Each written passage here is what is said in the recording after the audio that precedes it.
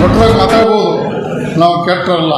ನಮ್ಮ ದಯವಿಟ್ಟು ನಮ್ಮೆಲ್ಲ ನಾವು ಹೊರಗಿನ ಅಲ್ಲ, ನನ್ನ ಹಂಚಿಕೆ ಹೊರಗಿನ ಹೋಗ್ತಾವ ನಾವು.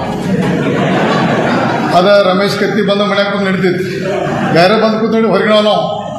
ನಾ ರಮೇಶ್ ಜಾಗಡ್ ಒಬ್ಬ ಹೊರಗಿನ, ಯಾಕಂದ್ರೆ ನನಗೆ ಊಟ ಗೊತ್ತೈತೆ ಅವಾಗ. ಅದಕ್ಕೆ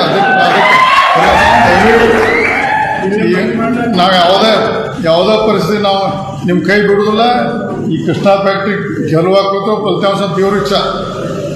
ಡಿ ಸಿ ಬ್ಯಾಂಕ್ ನಂಗೆ ಗೊತ್ತಿತ್ತು, ಸೋಲ್ ನನಗೆ ಹಾಕೈತೆ. ಡಿ ಸಿ ಬ್ಯಾಂಕ್ ಗೊತ್ತಿತ್ತು ನನಗೆ, ಇಲೆಕ್ಷನ್ ಮಾಡೋದು ಅಷ್ಟೇ ತಿರ್ಲೆ ಮಾಡಿದ್ನ. ಹಂಗೆ ಕೃಷ್ಣ ಬ್ಯಾಂಕ್ ಇಲೆಕ್ಷನ್ ಮಾಡಿದ್ನು ಫಲಿತಾಂಶ ನಿಮ್ಮ ಮೇಲೆ ಬಿಡ್ತೀನಿ ನಾ.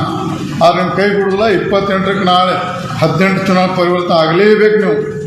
ಆದ್ರೆ ಅದ್ರ ಮೇಲೆ ಅದಕ್ಕೆ ನಾವು ಈಗಿನ ಹೊರತಾಗಿ ನಾವು ಲಾಸ್ಟ್ ಟೈಮ್ ಫೇಲ್ ಆದರೂ ಸಿದ್ದಪ್ಪ ನಮ್ಮ ಬೂತ್ ಹೊಸದು ಬಿಟ್ಟು ಹೋಗ್ಬಿಟ್ಟು ನಮ್ಮ ಕಂಟ್ರೋಲ್ ಆಗಿಲ್ಲ. ಸಡನ್ನಾಗೆಲ್ಲ ಡ್ಯಾಮ್ ಮಾಡೋಣ ಅಂತ.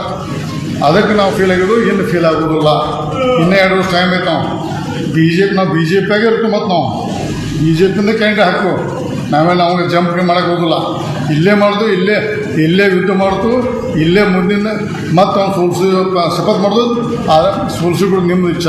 ನನ್ನ ಶಕ್ತಿ ಅಲ್ಲ, ಅದು ನಿಮ್ಮ ಶಕ್ತಿ. ನಾ ಬರೀ ಅಣ್ಣ ಆಟ, ನೀವು ಶಕ್ತಿ ಕೊಟ್ಟು ಸೋಲಿಸು, ಗೆದ್ರೆ ಮಲೆ ಹಾಕು.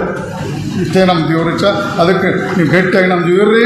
ಈಗ ಇದೆಲ್ಲ ನೀರಾವರಿ ಸ್ಕೀಮ್, ಈಗ ನಮ್ಮ ಅಮ್ಮ ಹೆಸರು ಹೊಲಸು ಮಾಡಿಬಿಡ್ತಾನೆಲ್ಲ. ಸಣ್ಣ ಫ್ಯಾಕ್ಟ್ರಿ ಒಂದು ಪೈಪ್ಲೈನ್ ಹಾಕೊಂಡು ನಾವು ಮಂದಿರ ಎಲ್ಲ ಸತ್ಯನಾಶ ಮಾಡೋದು ನಾವು. ನಮ್ಮ ಹೊಳೆ ಬಂದಂತ ನೋಡೋದನ್ನ ಅದ್ರ ಬಗ್ಗೆ ದಯವಿಟ್ಟು ನೀವೆಲ್ಲ ಗಟ್ಟಿಯಾಗಿರಿ.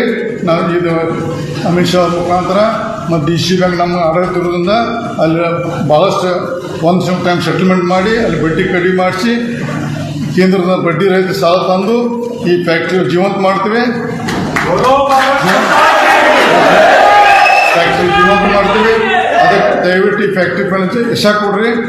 ಈ ಗೆಲುವು ರೈತರಿಗೆ ಗೆಲುವು ಆಗ್ತದೆ, ನನ್ನ ಗೆಲುವಲ್ಲ.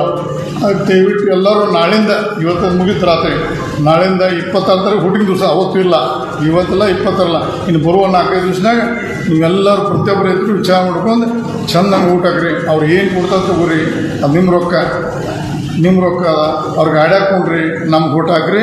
ಈ ಸ್ವಾಭಿಮಾನ ಆರಿಸ್ಬಿಟ್ಟು ನೀವು ಆಶೀರ್ವಾದ ಹೇಳಿ ನಾಳೆ ಮಾತು